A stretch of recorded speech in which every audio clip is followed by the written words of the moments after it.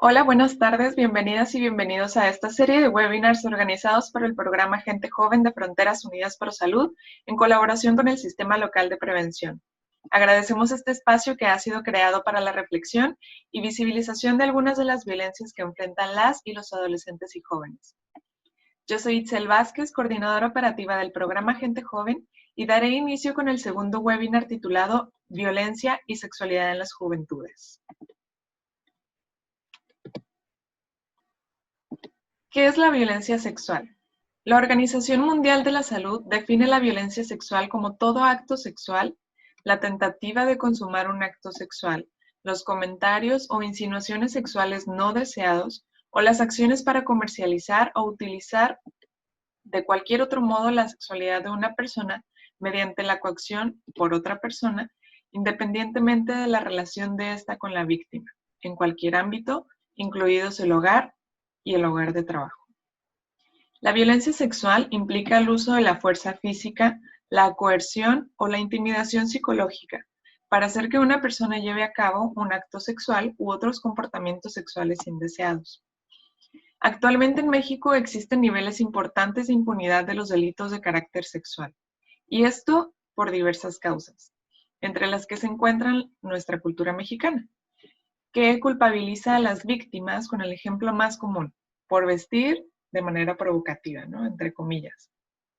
Además, la desconfianza de las víctimas a quienes operan el sistema de justicia penal, la falta de acción de autoridades ante las denuncias de carácter sexual y qué decir del maltrato de algunas autoridades a las víctimas, así como el desconocimiento de quienes operan este sistema de justicia que pues se limitan a la aplicación de un marco jurídico local con frecuencia carente de perspectiva de género y también lamentablemente de derechos humanos, que pues en ocasiones no cubre con las expectativas ni con las necesidades de las víctimas de estos actos que finalmente atentan en contra de la dignidad de estas personas.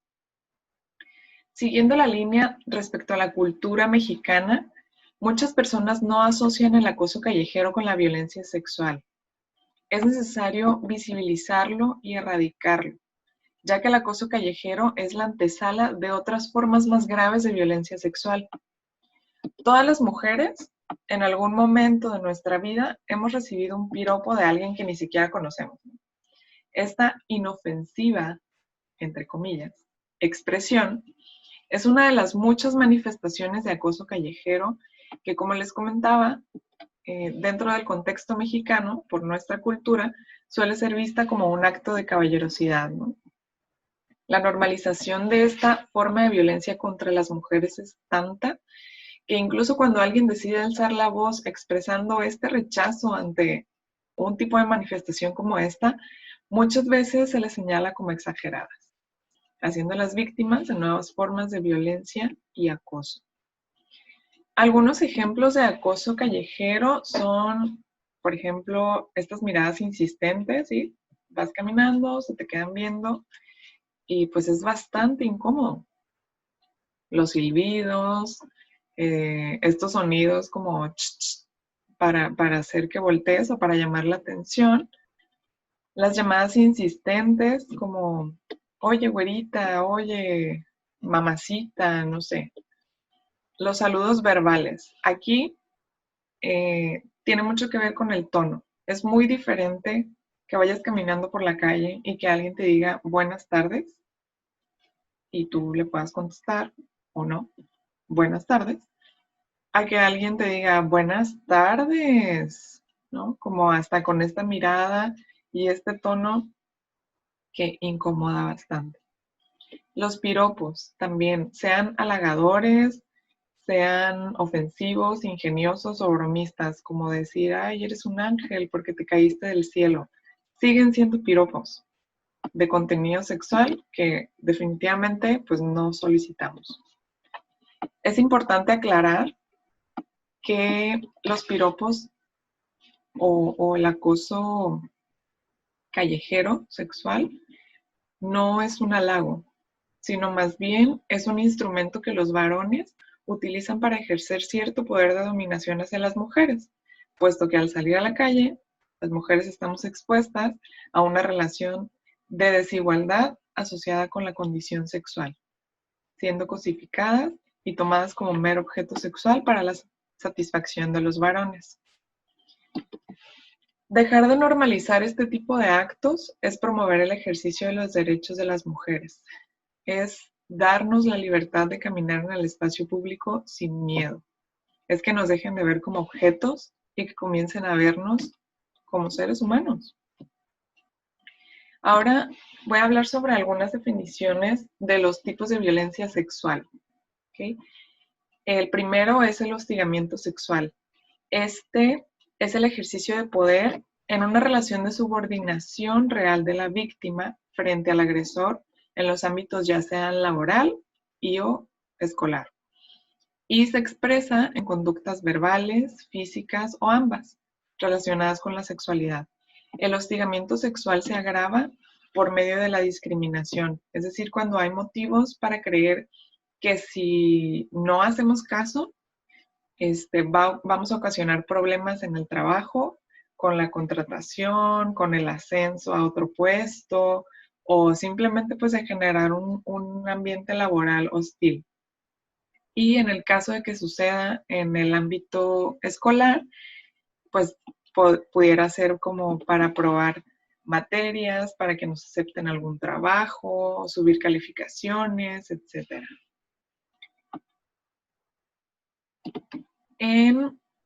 Después, el abuso sexual. El abuso sexual consiste en el acceso al cuerpo de otro con fines sexuales, sin su consentimiento, pero sin emplear violencia.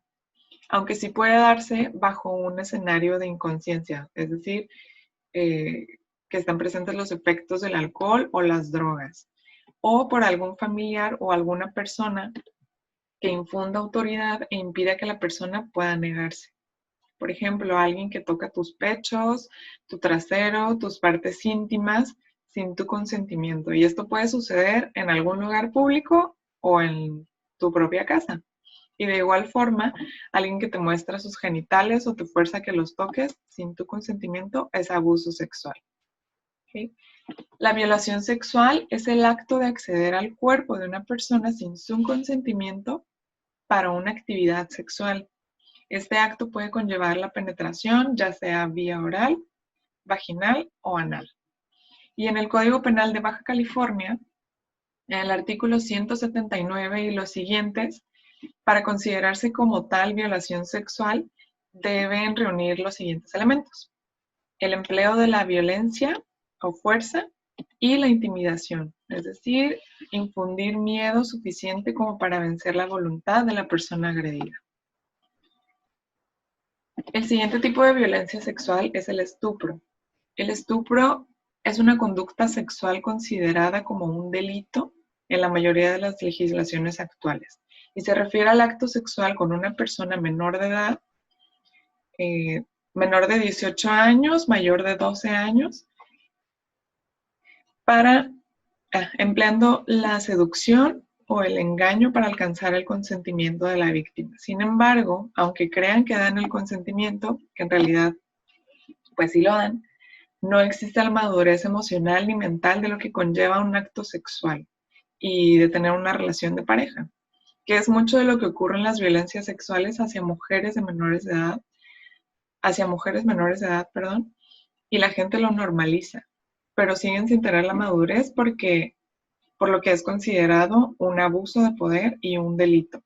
No es para nada justificable aceptar que una persona mayor de edad se relacione sexoafectivamente con una menor.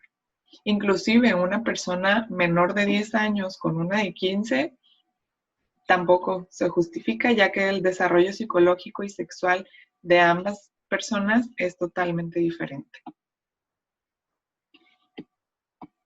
Ahora hablemos de algo súper importante, que es el consentimiento. El consentimiento sexual es un acuerdo para participar en una actividad sexual. Antes de mantener relaciones sexuales con otra persona, es necesario saber si esta persona está de acuerdo. Es súper importante ser honesto con la pareja sobre lo que se desea hacer y lo que no también. ¿Okay? Consentir y pedir permiso Consiste en establecer los límites personales y respetar los de la pareja. Se debe volver a preguntar si las cosas no están claras, hasta que en serio quede realmente claro y se sepa exactamente a qué están accediendo a decir que sí. Para que sea algo consensuado, ambas partes deben de estar de acuerdo en tener relaciones sexuales, todas y cada una de las veces, ya que el consentimiento se renueva, ¿ok?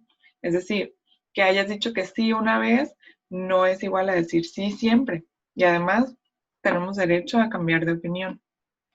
Recuerda, sin consentimiento, la actividad sexual, incluido el sexo oral, tocar genitales y la penetración vaginal o anal, es una agresión sexual o violación.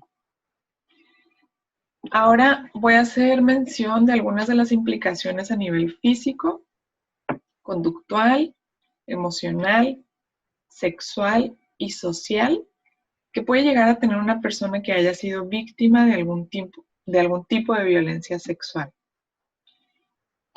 Pueden ser, en lo físico, pues los dolores crónicos generales, dolor de cabeza todo el tiempo, dolor estomacal, las alteraciones del sueño, insomnio o tener pesadillas, entre otras cosas. Desórdenes alimenticios como la anorexia, la bulimia,